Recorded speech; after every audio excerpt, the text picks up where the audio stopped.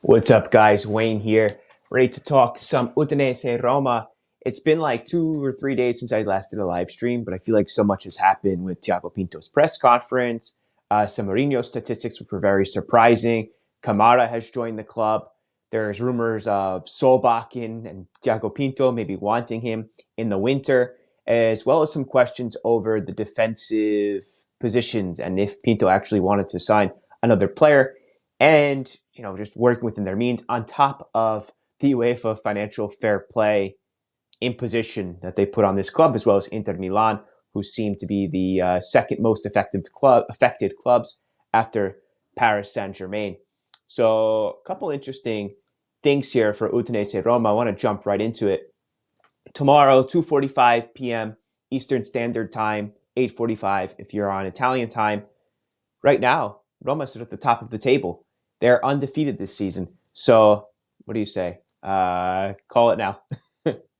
But it's going to be a marathon, right? It doesn't just take a couple of good games and then you're way up here. You're so excited. It takes that leveling, and it's going to be a very long season, and one which is unlike many others, of course, because of the World Cup gap. And we'll see how that affects other teams.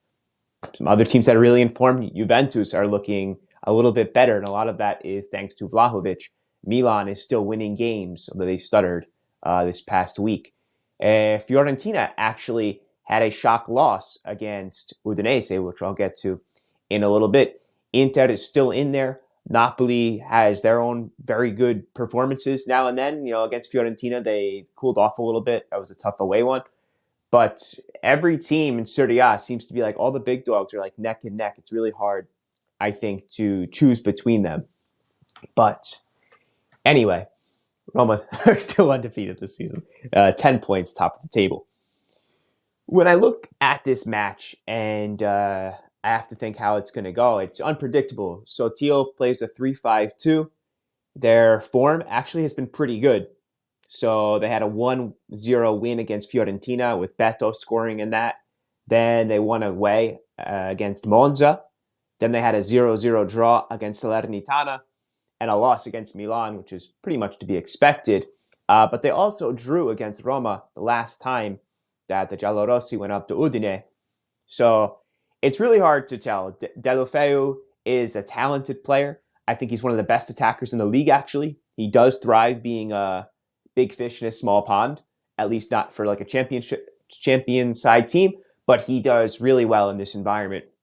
And he plays some good ball. And of course, there's Beto alongside him. So up top, they're more dangerous than they have been in probably since the days of Di Natale. So they've got that firepower. Udogie still plays for them. He'll play one more year before he joins Tottenham. And across the board, there's just this team that comes up with some sleeper moves. They lost their best right back to Atletico Madrid, but he actually got a red card, I think, in his first game. But here we are. So Roma unbeaten. I've got some interesting stats here I want to get to. I'm going to read off my little notepad here. Roma unbeaten in 17 of their last 19 Serie A games against Udinese. They won 15 of those and drew only 2. And within those matches, they actually kept 10 clean sheets. So we'll see if Rui Patricio can grab another here. Roma have conceded just 1 goal so far in the league, and that actually equals their best defensive return in the club's history at this stage of a campaign. Pretty cool. Roma, of course, have just 1 draw, and 1 goal has been let in that game against Juventus. That was an unstoppable free kick that Vlahovic took. He actually replicated that a few days later. That left is just... I'm trying to think of a player who's been so deadly with his left foot. Van Persie? Like, that's the only player that I could think that kind of reminds me. They're definitely different. That RVP was so much more of a, not pure number 9, but he could hit it from anywhere, where I think that Vlahovic really likes to get inside the box. But then again, like, you take a look at that free kick and it's tremendous. So you got to have a ton of respect for Vlahovic. He's just, of course, he leaves Fiorentina, and you don't like to see that. You don't like to see somebody from Fiorentina, Roma, Napoli, those teams to join Juventus, but, he does what's good for his career. He's not Italian, so to him, it's like, I just want to win trophies. I get that. What's up, Huedi? How you doing, man? Um, so it's the best defensive run in the club's history, and a couple others. Francesco Totti is this fixture's top scorer, 16 goals, and Dino Tale follows that with another player. Dybala actually likes to score against Udinese. He's netted more Serie A goals, 10, and provided more assists, as in 7, against Udinese than any other opponent in the top flight. So, good stuff. Well, I think a lot of stuff working in Roma's favor here. I don't particularly see Udinese as a strong side. Now, I look at their form, and of course, you start to think differently. But I wonder if more of that is just to teams like Fiorentina not playing to their best capabilities yet, and still trying to find out how to score goals. I think that's been a problem for them so far. But I'm not like nervous, I wouldn't say, against Udinese, home or away. Let's take a look at Sotil's 3-5-2. By the way, you might recognize Sotil's name from his son, who plays for Fiorentina. His father, the coach of Udinese, was also a pretty good player. Well, this is Napoli after tripping 2 weeks ago. I wanted to see how they rebounded, especially after losing 4 generals in the locker room. I wasn't shocked to see them drop points 2 games in a row. Now, inexperienced. I think that's a good point, is that it will take that Napoli team some time to grow, for sure. Thanks, man. So 3-5-2. Silvestri in net for the home team. Becao, Nuentic, and Biol across the defensive 3. And on the right, you got Perez, Pereira, Wallace, Makengo, and Udogi. Wallace is a decent player, as is Pereira. More experienced midfielders there. And up top, you get Deulofeu and Beto. Some more stuff on Beto. He's 24 years old, Brazilian. He's got 11 goals in 28 appearances last season. Pretty good. And some of those goals were really sensational ones. He scored in each of his last 2 games, so he's hot. He's a hot striker. I will say, though, that goal against Fiorentina was kind of like whatever. Fiorentina made a mistake. I wouldn't say it was like a development of some brilliant play that all of a sudden Udinese started playing like Guardiola football. Now I want to move on from the preview here. I've got some interesting stats on Roma so far, and more like Mourinho's Roma, because you're going to look at some of these and they're interesting. Roma's actually 14th in possession, 14th, 15th in distance covered, 105 kilometers in total. Not a lot. So 15th. That means 14 other teams have ran more than Roma. 16th in crosses into the box. And I'm going to go over each of these stats and what they mean. 17th in shots against on target. That's very good. What that means is that there's that's the fewest and incredibly few amount of shots against that they've succumbed. That Patricio has only seen 8 shots against him. So that's actually a really good statistic. They're the first in goals scored from corners and third for shots in the direction of the opponent's goal. So 14th in possession. Of course, that means that Roma, being at the top of the table, but they're comfortable with not having the ball. And Mourinho dictating them where to be and when. And all that is mechanism driven, because when you get the ball, that's what makes the real difference, right? Knowing where to be and what to do with it all in a flash. Distance covered, to me, is one that shows maturity. So they're not running as much, which to me means 2 things. Their block, the low block, has been very effective. And the running is probably due more to the team not fully getting up and not holding it up in the opponent's half, but to 3 or 4 players breaking and scoring off those breaks. Clinical counterattacks. Not a lot of crosses into the box, only 19th, 16th in the league. A lot of Roma's play has actually not been wing play. It's been straight. It's been vertical. Verticalazione, I think, as they say in Italy. 17th in shots against on target. This is good, meaning that Roma's block is working very well. They're not letting a lot, even though the opponent might be holding that possession. Where is that possession? What are they doing with it? They're actually making sure that in their keeper's box, not a lot of shots are actually going through. the blocks have been good. Um, and then first in goals scored from corners. Every 5.6 corners, Roma has scored. And of course, the goal against Juventus was a corner, and they almost scored another. So, third for shots towards opponent's goal. So they're getting up and they're making things happen once they do get the ball. So all these are, people might look at this and be like, oh, this is terrorist football, or say things like that. Not really. It's contrarian to the modern themes of football, to total football, to possession based, to a Dutch style or a Guardiola style, to Klopp. This is the antithesis to that, the complete polar opposite. And when you're still winning games and you're doing it, and you're able to hold that irony over modern football, it's such a testament to your capabilities, character, drive, and organization as a manager. So for Mourinho, give it up to him. At times, Roma has looked uncomfortable, but that will stop, I think, with more being built. Roma has brought in a lot of players, and of course, some major injuries. If I look at some of these players that were brought in this year, let me go to my banners here. New players. I mean, Salik, Dybala, Belotti, Vinaldum, Matic, Svilar, Kamara. It's going to take time, of course, for there to build. And of course, I see Matic, Vinaldum was, Matic, Dybala, and Salik as starters. So you have three brand new starters. You have Zaniolo, who hasn't been allowed because of injuries to build up that chemistry so far this season. So, of course, it's not the finished product.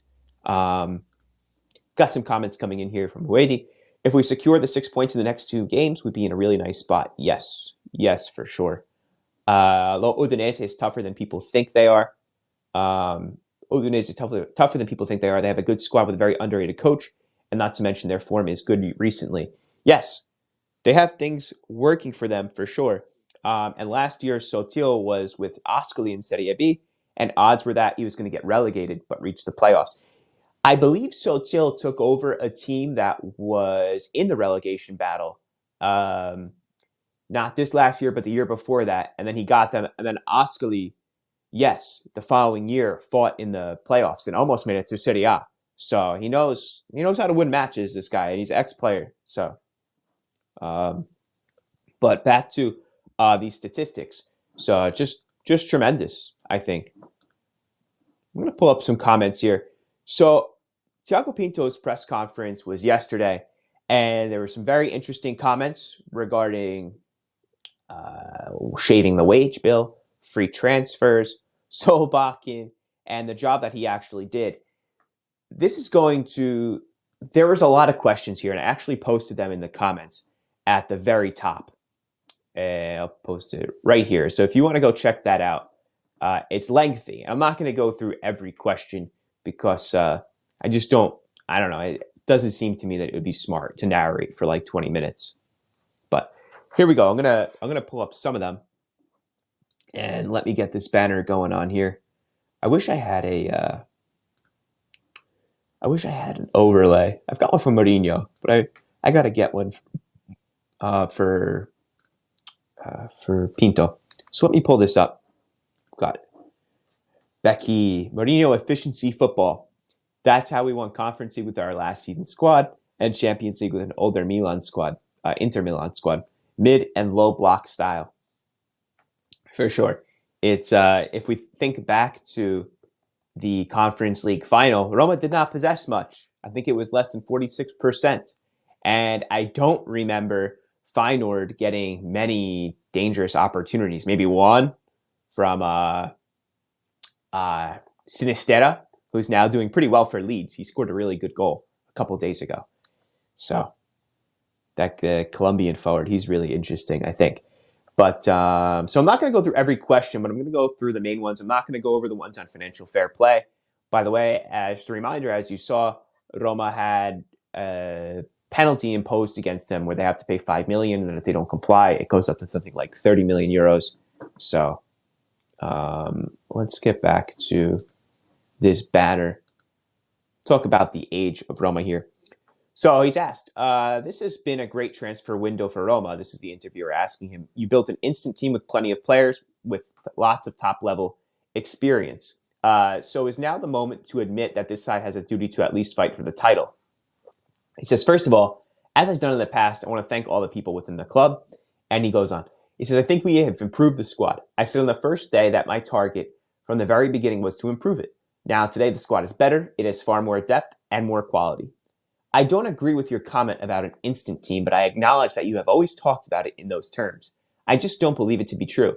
Roma has the fourth youngest squad in Serie A, and that was not the case when I arrived 2 years ago.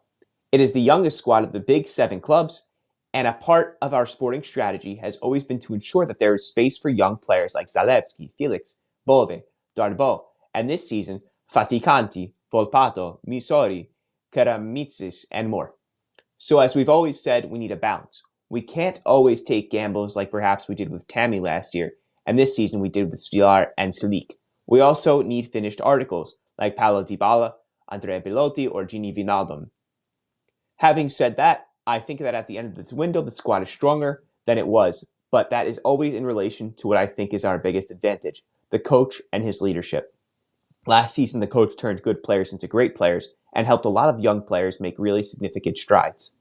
Clearly, this season we have brought in some top players, and we all expect to do a little bit better than what we did last season, but we will never talk about the title. It's not that we want to hide from it, that's not it, but that as I've always said, I struggle to think about next May when we were still only in September. Smart. He knows how to talk to the press. I really, really appreciate the way that Pinto does. Perhaps for some of you, the transfer market dictates 80% of any team's success on the pitch, but I don't see it like that. I think the daily work we put in is very important, so that is where our focus should be. Andrea Belotti said it well yesterday. We need to believe in our ability to win every game, and we need to start with Udinese on Sunday. Good stuff. I see comments coming in. He asks about how close Zaniolo was to leaving the club, which he denies, and he says he never was. He says right now the important thing is that he recovers from his injury. I am also young, but I have a bit of experience now. And 30 minutes ago, I called Vigorelli, who is Zaniolo's agent, to tell him we needed to start booking in our meeting soon, because otherwise we will give the newspapers a lot to write about. But there is no worry there. Cool. I'm going to scroll through these in Financial Fair Play. Once again, in the comments, you can, at the very top of the comments, I posted the press conference if you want. It is a lengthy read. But I want to get to the comment I just posted about the fans getting more excited and the pizzas. That makes me excited. Okay. He's asked, you were also very busy trying to offload players. Which of the two parts was tougher for you? And then, what grade would you give your work this summer? He says you hit on something important. Clearly, the fans get more excited about the players coming in, but often our job is more focused on those that are leaving. 2 days ago, I did a full stream comparing 17-18 and the 18-19 season and shaving that dead wood all the way into this season, leaving the errors of Petracchi and Monchi and cleaning up that mess. So maybe if you're looking for more content, you could check out that video too. But he says, I think that yesterday, while we were eating a pizza, we did about 57 deals or something. That means we worked really hard on the outgoing market. I have to say that. I don't want to shy away from it. I am not completely happy with what we did in that regard, because there are a few players that went out on loan where there were, I think, the conditions in place for them to be sold outright. Maybe like Kluivert, I think maybe he's referring to, because that was a deal which fell through with Fulham, and those 10 or 12 million euros could have been very helpful to the balance sheet. He says, as far as the grade goes, I may be young, but I'm learning. Last season, I made the mistake of naively giving myself a grade, and a few of you, when the results didn't arrive on the pitch, had a laugh at my expense for it. Perhaps after Tirana, though, that grade was about right. But this season, I'm not going to make the same error. Then he goes on a little bit about himself and the media. The media has knocked him quite a bit, as they do in Rome. I like this one. Let's talk about the defense. Maybe the squad still lacks an option in defense. And I just wanted to know if some of the pressure Mourinho put on at the start of the summer with his posts and everything else had an effect on you. Pinto responds, above all, as far as the pressure goes, I might be young, but I've seen a lot. There are only 3 people in my life who can put me under pressure. My mom, my dad, and my sister. Those are the only ones. Jokes apart, even if some, maybe with good reason, say the opposite, I have a great relationship with Mourinho. It's a family atmosphere for those of us who live and work here at Trigoria. And everything we need to discuss, we do so in the same way a family would. I don't need to worry about what the coach might say because even his job is very difficult. They have to speak to the press 150 times a year. I didn't realize it was that many times. That's actually kind of crazy. And he says, I don't respond to pressure. As far as the defense goes, I don't want to hide anything on this either because it's obvious and also a question of numbers. If we want to play with three at the back, it's normal that perhaps we'd have an extra one to pick from. In the end, we weren't able to do that because of various things that ended up happening. But I think within the squad, we have solutions that might not be perfect, but can work. We have quality players who know how to play in more than one position. Says you talk a lot about Mourinho and his leadership and his communication, but I will talk about the Mourinho I know as a coach in training. Last season, he helped Felix, Zalewski, and others play a role because in a moment of urgency, he found different answers. We have players in the squad like Vina and Karsdorp and Cristante who can play in a back three as well. It's not the perfect solution, and I know that. But it's not like we can make all these little efforts to sign players and keep on endlessly making these quote-unquote little efforts. It's not like that. Things are complicated, more so than it might even appear. He goes on to Matic. I'm going to do two more here. I don't want to bore you out. This question about Matic, it says, in June, it seemed like Roma's transfer market had stalled somewhere. Only Matic had arrived, and it seemed like the aim was to get Fratesi in, paying a significant transfer fee. Then the approach seemed to change with little spent on transfer fees. Why did that happen? I'm going to go to this one here. He says that it's a smart question because that's exactly what happened. We have a sporting strategy, and then there's also a financial strategy. The two together. The primary objective is to understand that we need to do what we need to do to improve the side, and then have the financial approach that allows us to do that. Everything is affected by financial fair play, and everything else, it all goes together, incomings and outgoings. I'm going to skip some here to get to some player info. That always has to be evaluated. I mean, these situations are all intertwined. Wijnaldum comes in when Veretout leaves, for example. Or Belotti arrives because Felix leaves. He said it's complicated. On the subject of Fratesi, I think a lot of people, if you're watching this, I think you're interested in this one. On the subject of Fratesi, I will tell you honestly that he is my favorite non-Roma player in Serie A. I really rate him. He's a great player. I think that he'll become one of the best midfielders in the league and for Italy. But this is the transfer market we're talking about. I go to the club and ask about the player, and the club tell me the figure they want. I have to respect that. There are two key things to mention here. One, I don't use the press to get deals done. I think he's talking about Carnevale. This is the first time I have talked about Fratesi. None of you have heard me talk about him before because there are things you only discuss with the other club. Then everyone puts their own value on a player. Sassuolo named theirs, and we couldn't match it. That happens. There's no problem there. What I dislike is that there were moments in which the deal seemed to have been done all on its own, because when only one side is talking to the press, it becomes the case that everything is going as they say. The truth, once again, is that Sassuolo have a great thing going on there. The people who run the club are very competent, and that Davide Fratesi is a great player. We were not able to reach an agreement because I'm a bit German in the way I do business. I do not like to spend a month negotiating over 2 or 3 million euros. They set their price, and I decide whether I have the money or not. If we don't, I move on. There's no problem. Last one I'm going to go over here. Considering you aren't spending money on transfer fees, then does that mean Ola Solbakken could be another move that is back on?